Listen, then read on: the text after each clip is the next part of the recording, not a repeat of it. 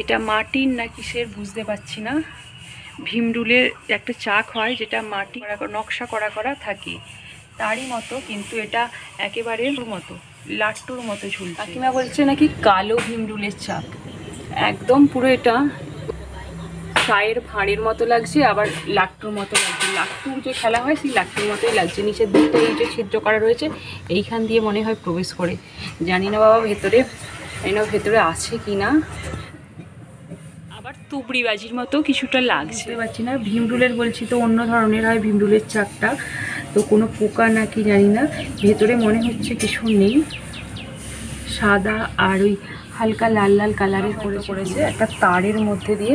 আর এই যে মিটার ঘরের সামনে বাড়িতে ঢোকার কাছে একটা গেট আছে, গেটের পাশে এরকমভাবে মিটার ঘর রয়েছে, মিটার ঘরের একটা তারেতে এটা করেছে।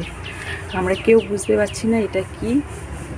এটা ভাবা হচ্ছে সুন্দর, কিন্তু কোনো বিষাক্ত যদি পোকা পড়ে থাকে সেটাই ভয়, সেই জন্য একটু সকলে ভয় পাচ্ছে। যাই হোক, এটা রেখে দেওয়া হচ্ছে, বাসাটা বাসাই বলা যায়, রেখে দেওয়া। কোনো বিষাক্ত পোকা না ভীমরুল, এইটা নিয়ে আমরা যখন আলোচনা করছি একটা দাদা এসে বলে গেলেন এটা নাকি ভীমরুলেরই চাক।